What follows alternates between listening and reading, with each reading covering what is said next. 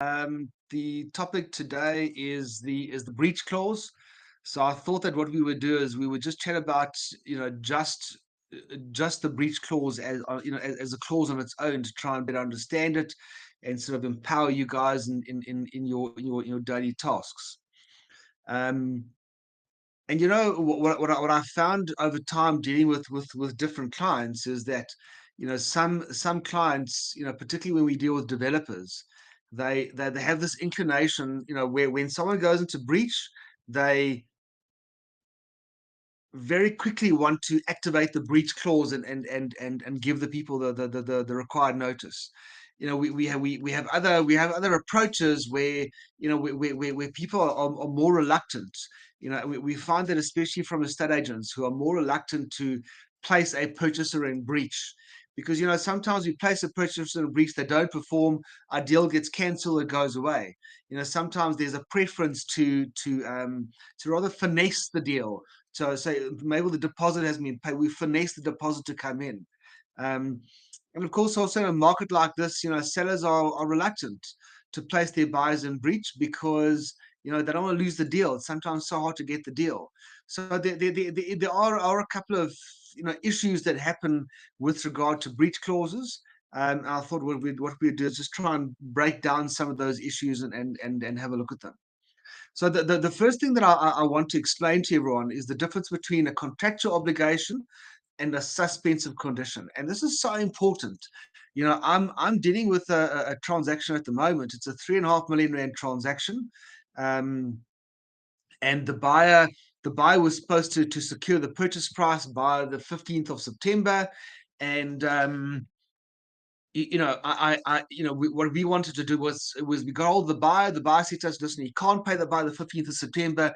He can pay by the 2nd of November. And of course, as it happens, the 2nd of November has come and gone as when he still hasn't paid.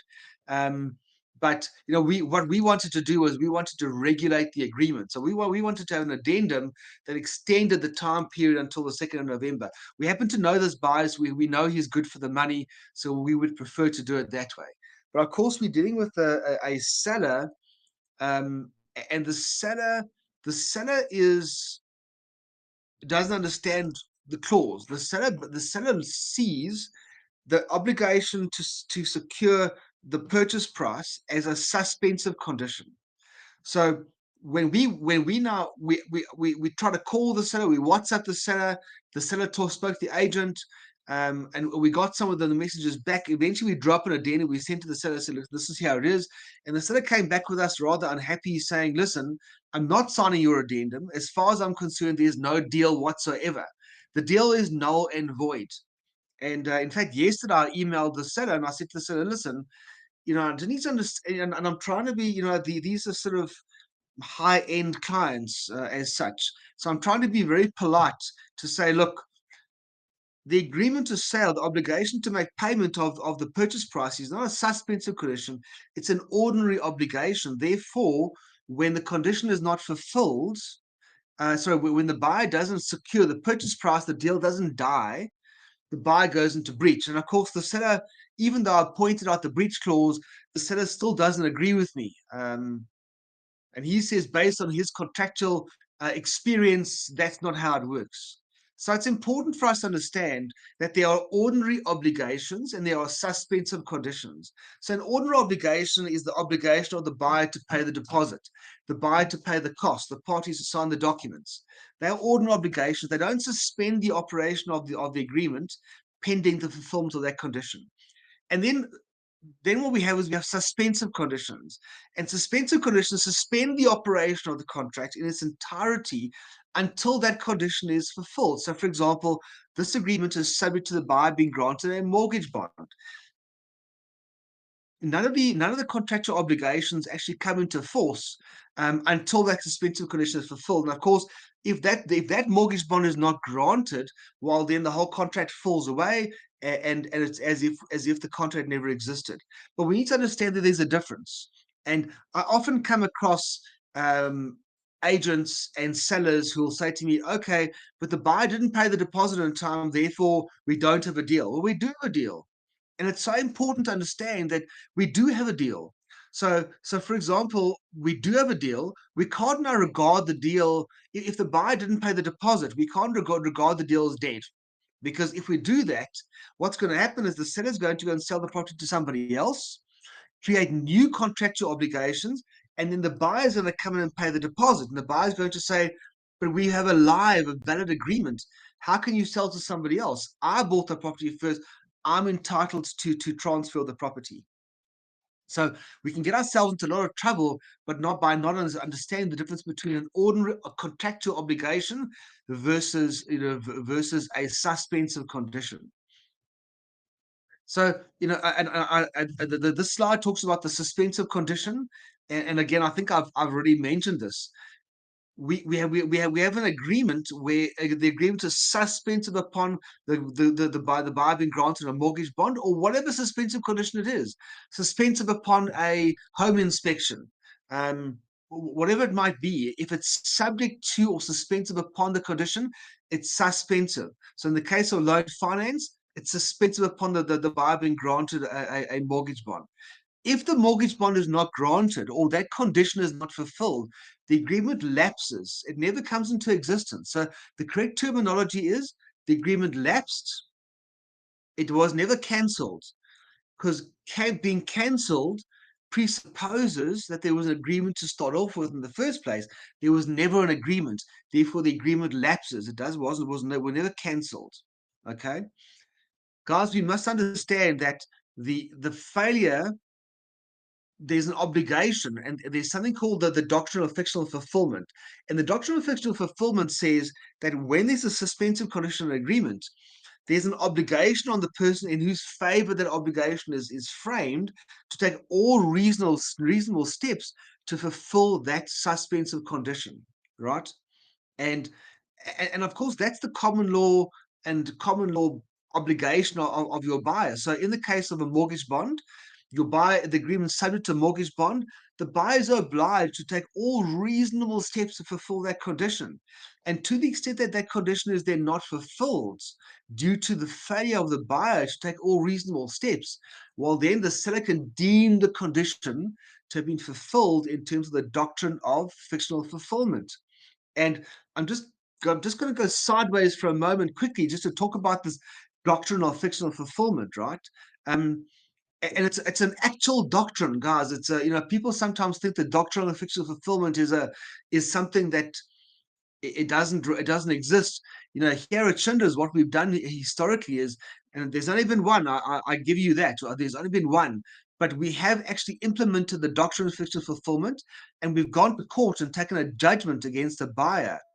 So what happened in that particular case was the buyer entered into agreement subject to a mortgage bond, and then the buyer basically decided not to buy the property. And the buyer thought that they would sit back and say, you know what, I'll just do nothing and I'll wait for the condition to be fulfilled. So we wrote the buyer a letter and we said to the buyer, listen, you told us you're not going to apply for the bond.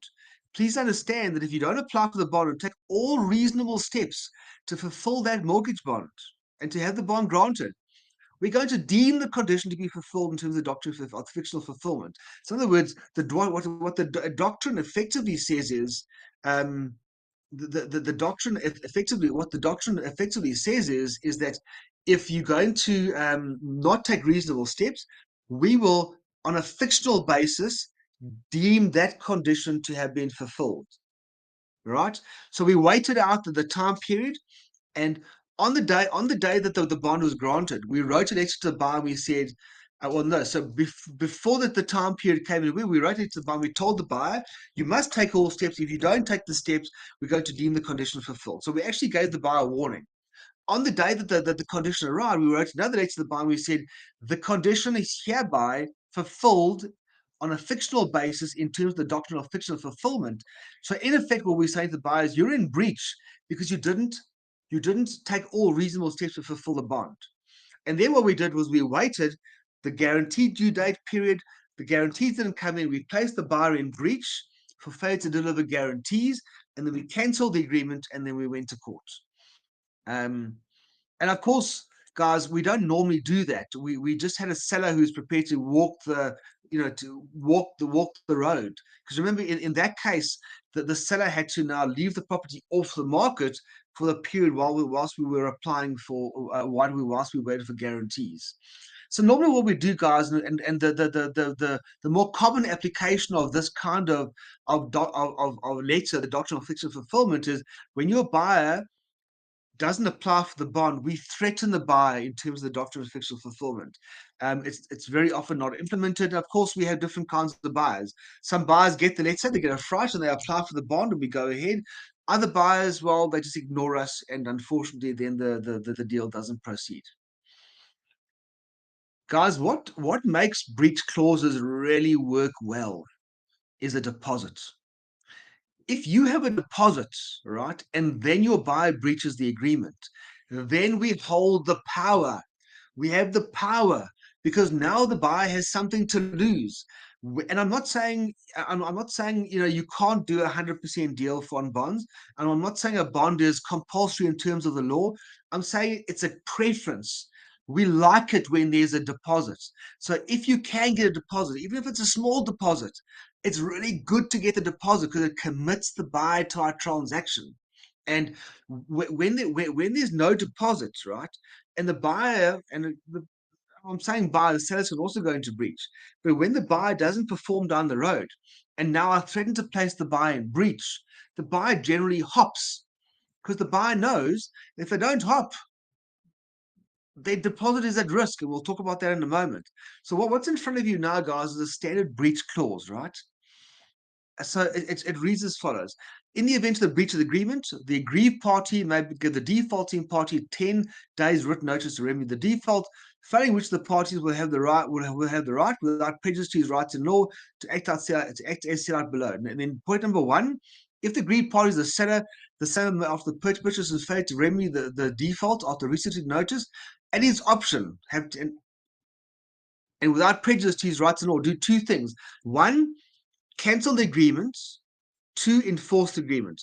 If we cancel the agreement, we retain the deposit, less the agent's commission plus that which the parties irrevocably instruct the parties to pay the agent forthwith in the conveyance's trust account and set it off against damages proved to have been suffered.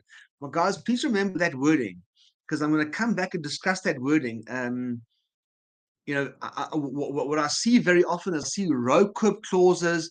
I see clauses that say that the seller is entitled to retain the deposit as pre-estimated damages or as row quip.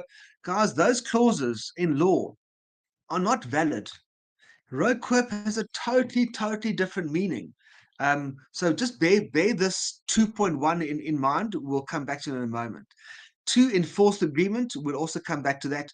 Three, if the agreed party is the purchaser amount, the seller's failure to remedy the default of the receipt of notice. One, cancel the agreement and claim damages, or two, enforce this agreement. Guys, that's what your standard basic breach clause is then going to look like. And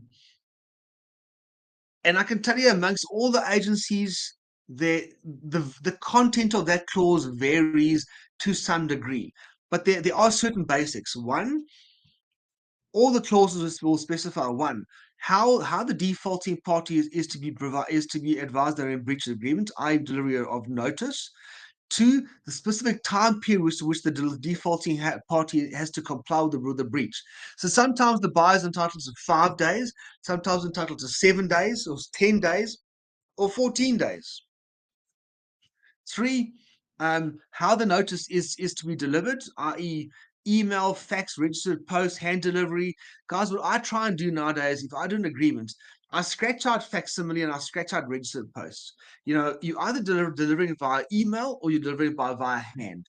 Because guys, let's face it, if I send something to you via registered post, are you going to take the slip and go to the deeds, go to the post office and collect my slip? No, you're not.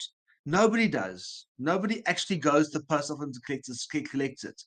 And email and facsimile, well, nobody uses fax anymore. So those are just outdated things. And fourth, all clauses will specify the rights of the aggrieved party should the defaulting party not remedy the breach. Okay, so let's just think about this for a moment, right?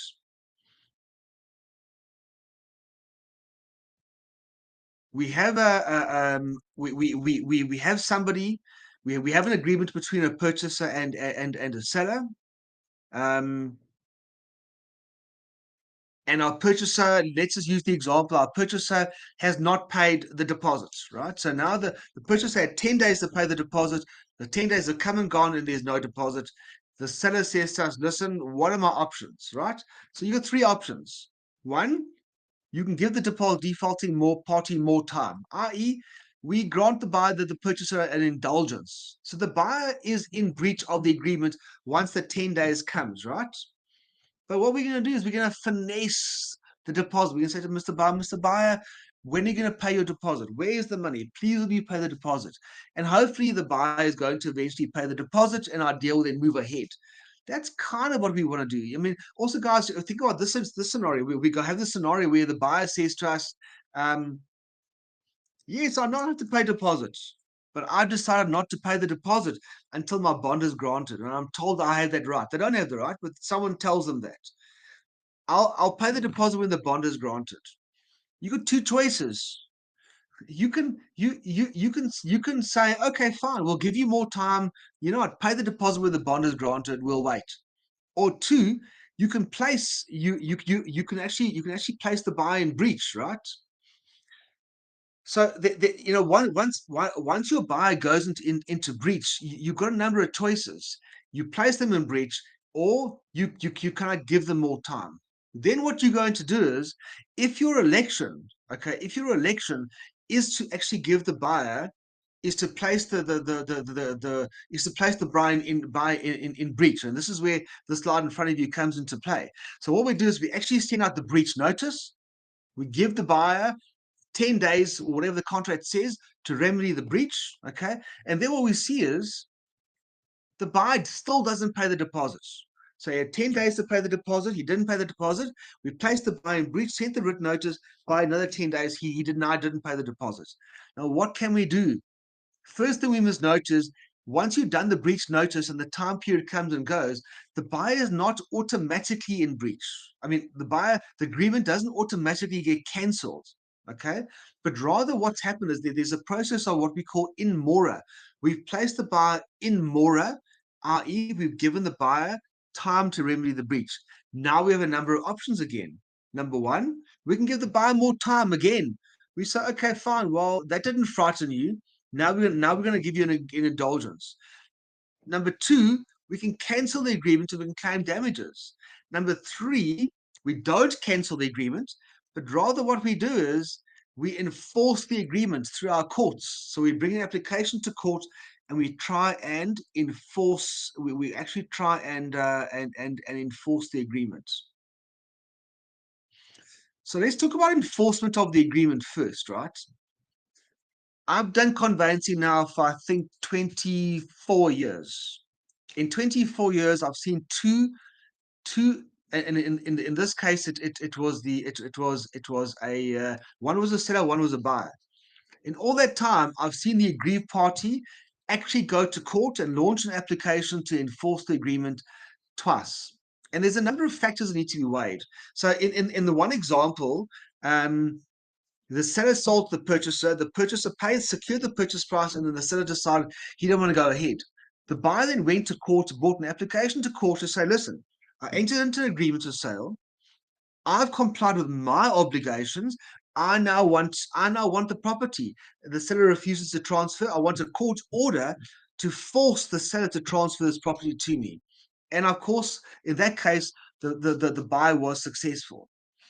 It also sometimes happens, though, guys, that it's the buyer who's the defaulting party.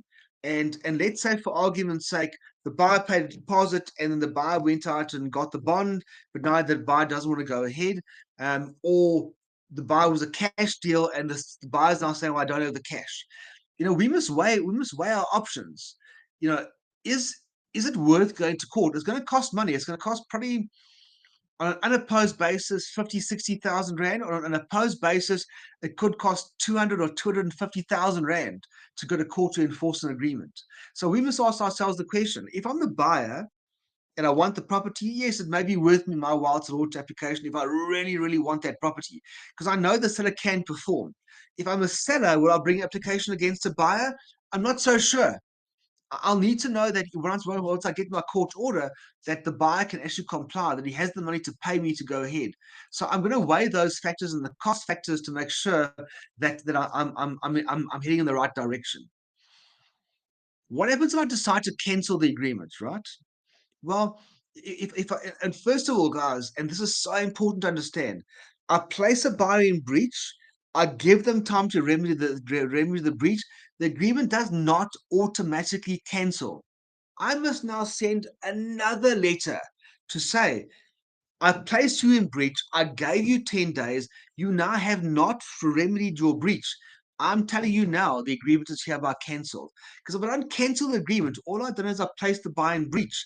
And again, I have the same problem. Well, if my seller sells to the another buyer, and now my buyer comes up with the money, now I've sold the property twice. So I must be very careful to actually go and sell and go and cancel the agreement, right? And cancel it properly. And I've seen attorneys get this wrong as well. So then once I've canceled the agreement, well, what am I entitled to?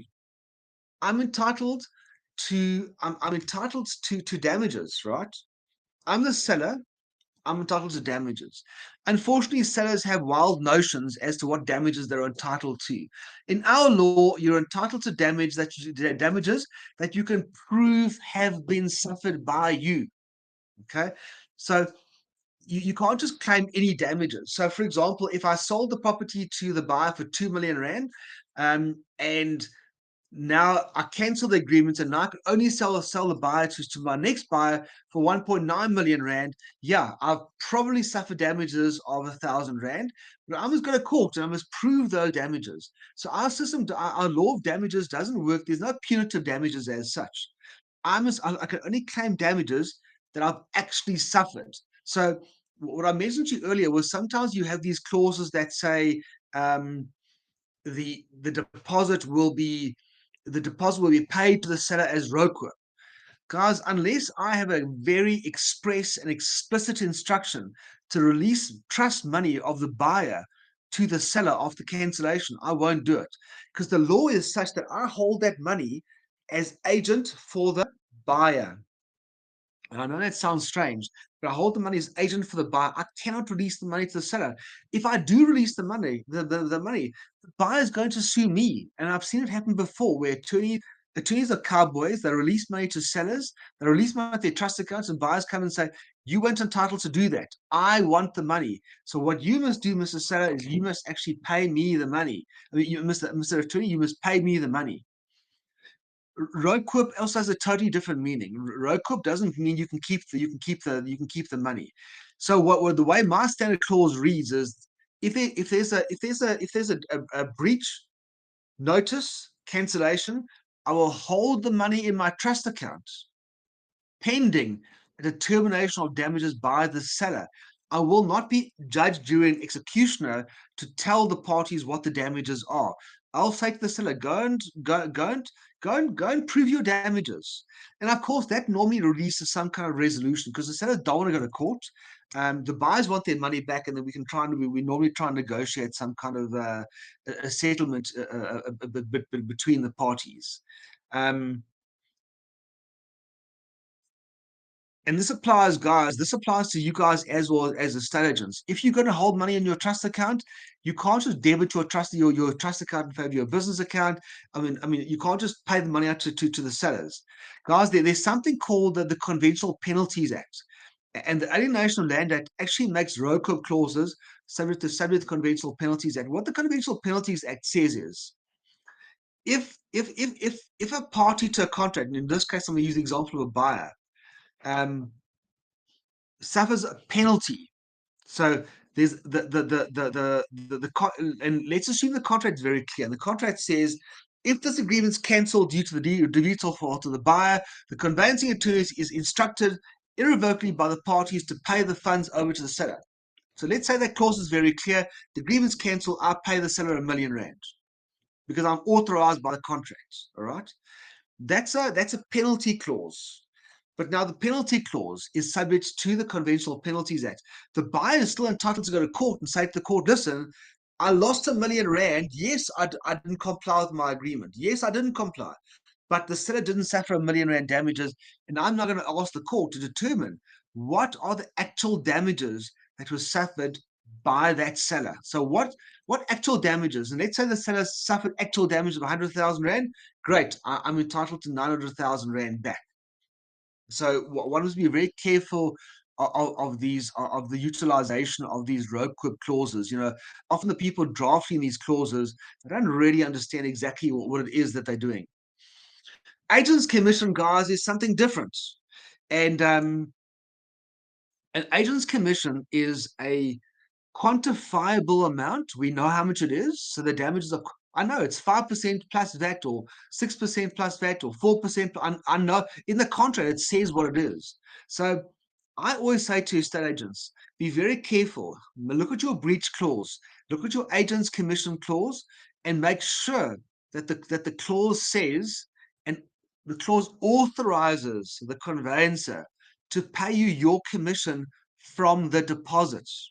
But the clause can't just say, in the event the cancellation of this agreement due to the breach of the purchaser, the estate agent is entitled to claim damages, is entitled to commission from the purchaser. That clause is not going to be sufficient.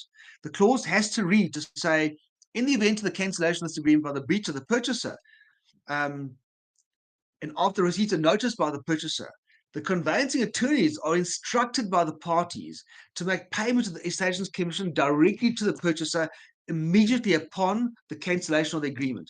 Now the conveyancer has a very clear instruction to pay the parties. While I'm on this topic, guys, let me just add something extra as well. I sometimes see clauses that say the buyer is going to pay a non-refundable deposit. Guys, it's absolutely meaningless without context. So we say there's a seller and a purchaser. Say to the buyer, listen, the seller doesn't want to be messed around. There's a non-refundable. The deposit you pay is non-refundable. Great. So we write in a clause that says the parties agree the deposit payable by the purchaser is non-refundable. Now, on cancellation of that agreement due to non-performance of the buyer, the parties come to me and they say, okay, it's a non-refundable deposit. Please pay the money to the seller. And I'm going to say no, because I don't have the authority. I'm not going to pay the buyer either. I'm going to hold the money in trust. I'm going to say to the seller, go and prove your damages. Yes, it's a non-refundable deposit, so I won't refund it to the buyer. But I can't pay it out because I'm going to get sued. So what the clause that you need there is to say, the parties record that the deposit payable into this agreement is a non-refundable deposit. To the extent that the disagreement is cancelled due to the breach of the purchaser, the conveyancing attorneys are instructed by the parties to release the deposit to an account nominated by the seller. Now I have the authority to release the funds. And of course, we must also make sure that there isn't a contradiction between that clause and the clause that entitles you as an agent to your funds in the event of the purchaser having breached the agreement. Guys, just my concluding comments.